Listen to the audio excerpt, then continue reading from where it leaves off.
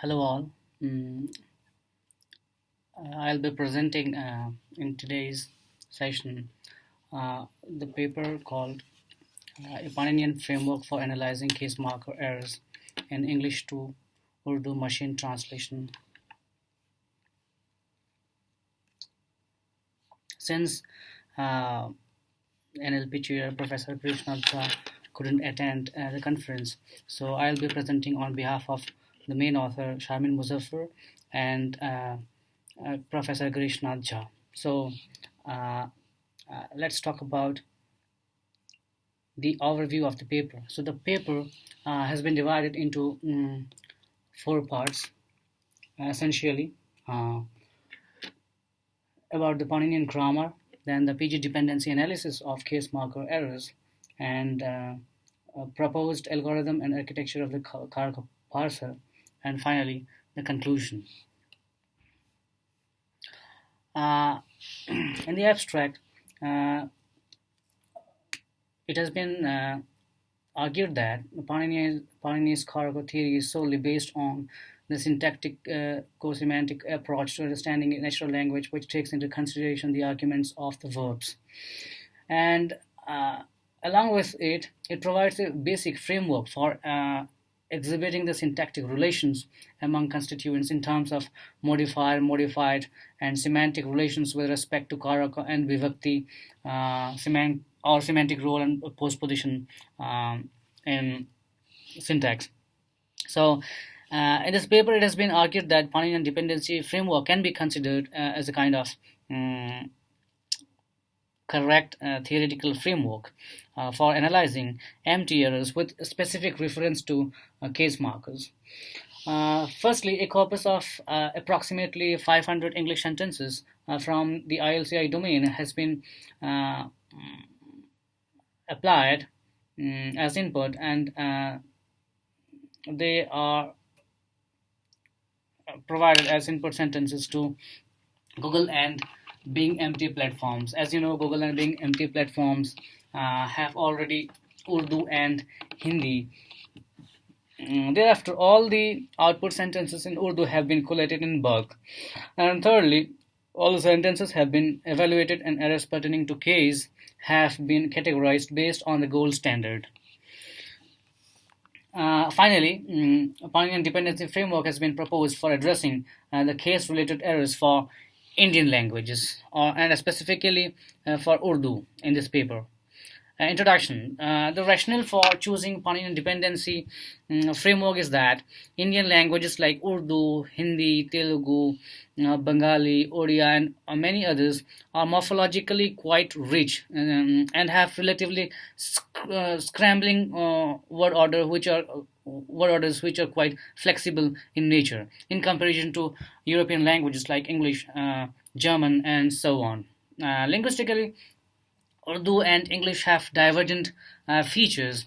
The reason is that Urdu and English belong to different language families and have divergent grammatical and semantic structures. And Indian languages have free word order, and above all, they have different cultural backgrounds. One of the divergences is that English has prepositions in prepositional phrases, while Indian languages, Urdu, have postpositions in postpositional phrases. Right. So, if you take a look at these examples from A to D, Zahid Nazm Padta hai. So it has a kind of SOV pattern so far as the word order is concerned. Similarly, the second one, Nazm Zahid Padta hai, which is object, subject, verb, word order pattern. Similarly, is in the C, the example Nazm Padta hai Zahid, which is object, verb, subject ordering. In the final example, in the final instance, Zahid Padta hai Nazm, which is SVO. So the standard or the unmarked word order is SOV so far as Indian languages are concerned, within which Urdu also comes. But all these word orders are quite acceptable in Indian languages along with Urdu. Out of these above instantiated, for example, word orders, exemplary word orders. The first one is the unmarked, whereas the rest of the following are marked and acceptable in Urdu.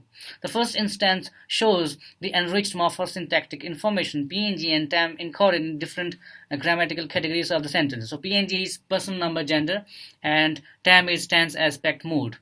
The dependency tree, which accounts for all the instances, is as follows. For example, the verb is considered to be the root of the sentence, and Zahid, which is the nominative agent or the direct agent, is annotated as K1, while the patient per se, or I would say the accusative object, is annotated as K2 in Paninian Dependency Framework. So in the dependency tree above, the agent of the action padta hai is Zahid. So action is padta hai, while Zahid is the agent and the patient is Nazm. So the tree accounts for all the 4 examples, as you can see, from A to D. So Paninian dependency is quite beneficial for the scrambled languages, or the languages which allow scrambling as a kind of syntactic process, as a kind of syntactic feature. Furthermore, some of the acceptable grammatical and semantically well-formed English sentences translate into Urdu wrongly. For example, the shop sells well is a perfectly grammatically acceptable sentence in English, while dukaan अच्छे से बेचता है, which is a literal translation of the example 1, is appearing to be a wrong translated sentence in Urdu or in Hindi. So the appropriate English in the above sentence maps into Urdu counterpart quite wrongly. For the sentence to be semantically well formed, the agent has to pass the subjecthood test and needs to have the global semantic features like plus animate or plus human encoded in Urdu. Therefore, it is important and pertinent to experiment with the Paninian dependency.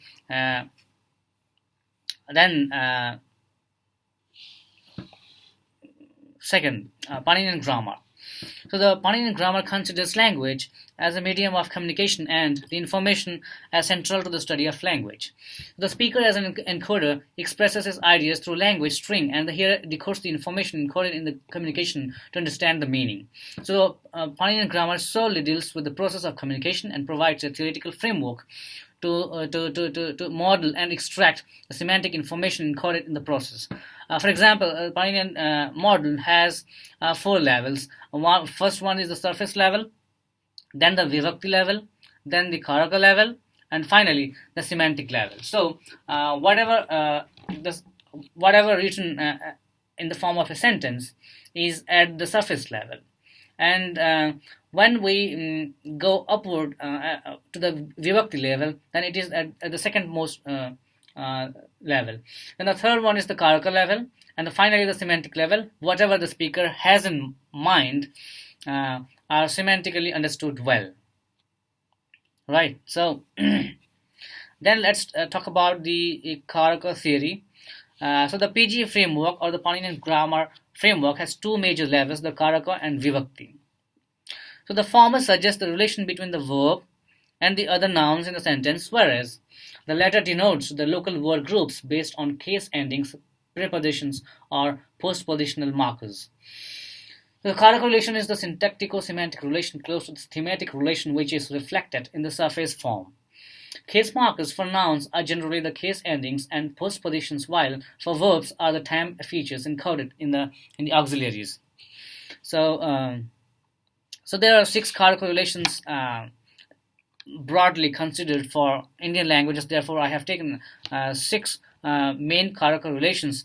They are the agent or the nominative case, then the karma, the patient, or the accusative case. So karana, the instrument or the instrumental case, sampradana, the beneficiary or the dative case, apadana, ablation or the ablative case, and adhikarana, the locative case or the locus. So in Urdu we have either no marker or the marker absent for agent or for nominative case, or when there is perfective aspect in the sentence, we have ne with some conditions. So karma, patient, is ko or a default marker, or there is no any marker. Then for karana or instrument, se or dwara. For sampradana beneficiary, we have ko. For apadana, we have se. Apadana means source, or yeah.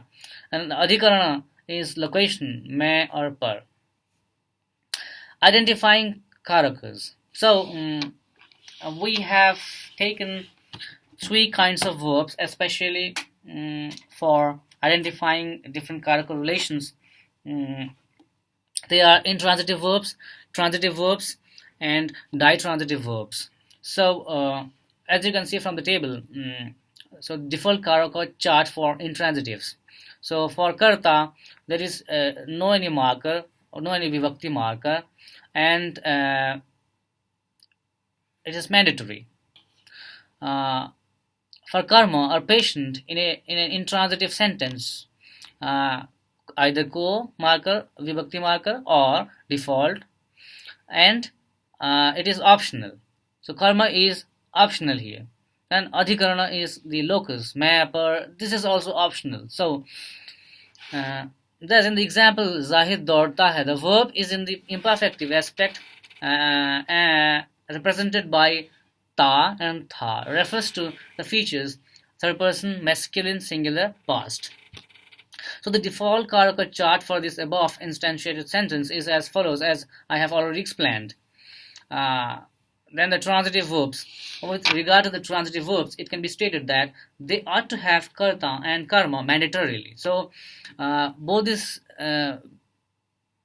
the presence of agent and the presence of patient in a transitive verb is mandatory, while the instrument and locus both are optional. Similarly, in the instance Zahid ne kahani padhi, the agreement is licensed in the verb by the object because of the perfectivity and transitivity. This information is represented by the default Kāraka chart as follows. The default Kāraka chart for a transitive sentence with ne, or you can say, in other words, the transitive sentence with a perfective aspect. So mandatory are agent and patient, and optional are instrument and locus. So the transformation from the nominative to ergative and nominative to dative subject can be represented by the Kāraka chart transformation as follows without preparing any further default Kāraka chart. For example, the term features e, ya, and g are for the perfective sentences with transitive verbs, where ne is attached to the nominative agent, and the time features na pada, which is the dative subject with the infinitive endings na pada, will have the vibhakti marker ko, se, or dwara with the nominative agent. Then ditransitive verbs. So the ditransitive verbs in the perfective aspect will have the following Kāraka chart, where there are three arguments of the verb and all are mandatory. For example, karta, karma, and sampradana. So agent, patient, and the beneficiary of the action all are mandatory and quite important, while the other cases like instrumental cases, locus, are optional. So sorry. Then the annotation labels used in this particular annotation process for PG dependency parsing. So the annotation labels are K1 for karta, K2 for karma, so K1 for agent, K2 for patient, K3 for instrumental case, K4 for beneficiary or dative, K5 for source, then K7T for temporal location, For example,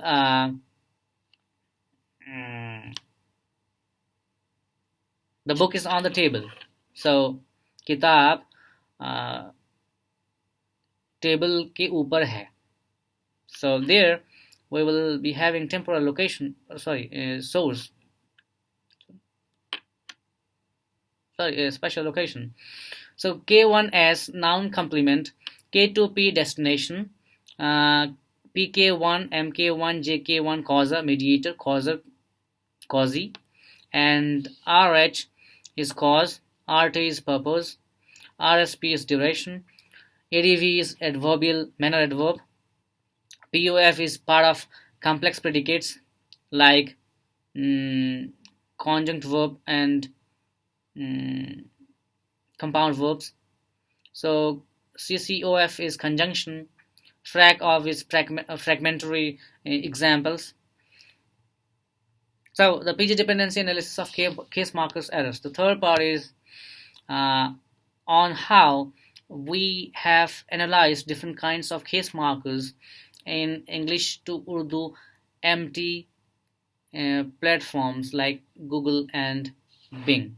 So in the Karta-Kāraka relation, the Karta agent is the most independent participant in the action, and there is no overt case, right, for this Kāraka. In other words, the Ashraya, the locus of activity, resides in the Karta, and thus there is one semantic role assignment, and the verb is intransitive. So in the sentence 1, as you can see, there is only one argument of the verb, right? So the pronominal I, for example, मैं सो रहा हूँ. So sleeping needs only one argument, and hence it is intransitive in nature. The default Kāraka chart for this Kāraka relation can be related to to the chart made above table 2 as outlined above. The Karta is mandatory while others are optional. So then, moving on, Karma, Kāraka or accusative case. When the Ashraya of the result is different from Karta, then it is called Karma. A verb which has Ashraya of activity and result can be different is called a Sakarmaka transitive verb. Sakarmaka or transitive verb. And the intransitive verb is called Akarmaka because it doesn't have a karma or per se an object. In the sentence 2, there are only 3 arguments of the verb, as you can see. So Shumela ne Rahim ko ek kameez de di. So in both Google and Bing platforms, the translation outputs are wrong as the irrogative and dative markers are missing. To predict the case markers, one has to analyze the verb and tam features. The verb is dena and the tam is dedi, which can be applied to intuitively predict that the verb takes more than one argument definitely. So the Kāraka chart for the sentence can be pertained to the chart for transitive verb, where the Karta and Karma are mandatory, but the others are optional. Therefore, the Karma Kāraka will get the role of the patient of the action, which is the direct object, and the shirt Shumela has given Rahim a shirt. Yeah. Then moving on, Karana Kāraka or instrumental case. So this Kāraka is otherwise known as instrumental case, where the vyapara, activity of the karma or result is immediately achieved. In the sentence 3, aap khana chammach se khaiye. So the arguments of the verb such as karta, karma and karana will be mandatory, whereas others are optional. Similarly, Sampradana Kāraka or dative case. So in this particular case, the most important thing is that the dative object, which is the beneficiary of the action. For example, Shumela ne Rahim ko shirt di. So Rahim, which is getting the dative object role, having the case marker ko, is quite important than any other argument. So and this is transitive, I mean a ditransitive verb. It takes more than one argument. That's why. So similarly, we have apadana कारक or ablative case. So in the example, उन्होंने ख्यालातें company से चोरी नहीं की. So I mean he hasn't stolen any idea from his company. So apadana karaka refers to the abolition or separation of the participant in an action. So in the sentence, the company gets the apadana karaka, which requires a karta, karma, and an apadana mandatorily, while the others are optional. Both the platforms have correctly translated the English sentence.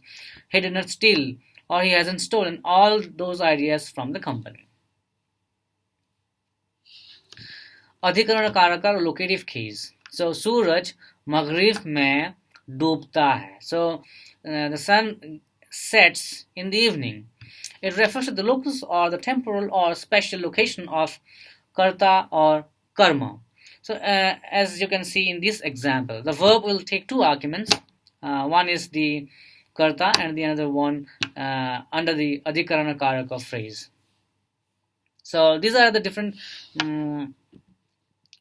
examples related to different cases on Google and Bing, and as you can see, so these are the English input sentences, and these are the outputs from Google and Bing in Urdu, and these are the correct sentences or the gold standard.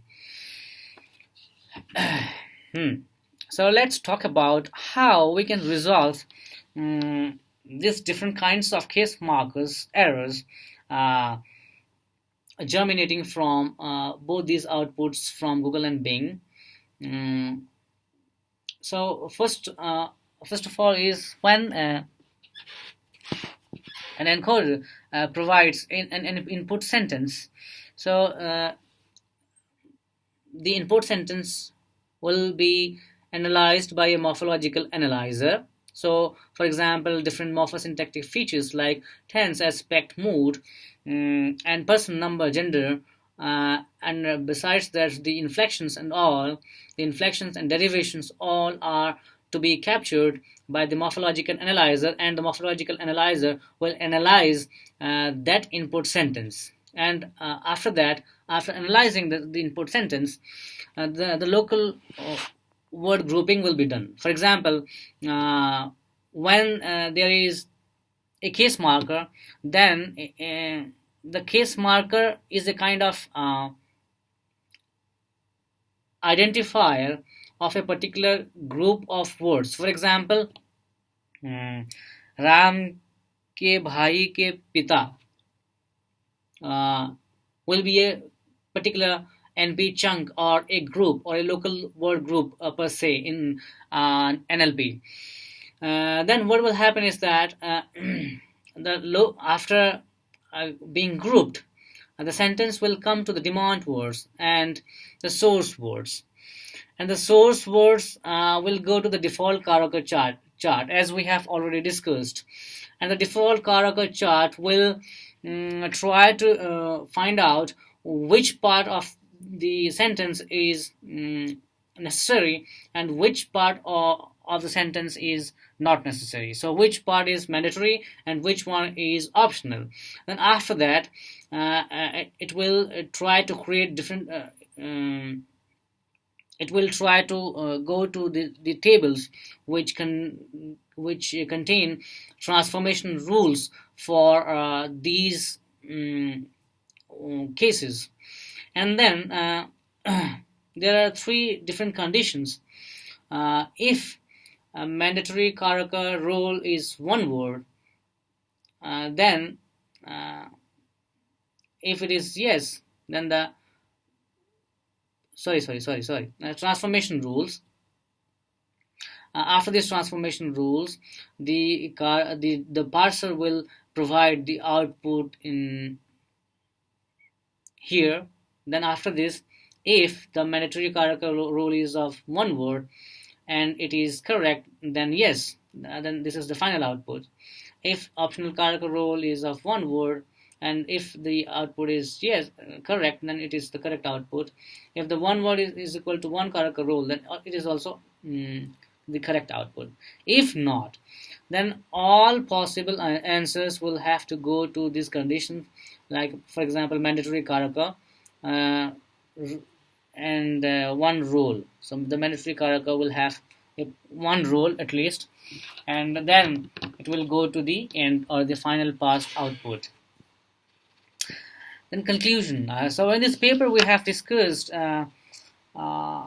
the errors pertaining to the case markers in English to Urdu MT web-based platforms like Google and Bing.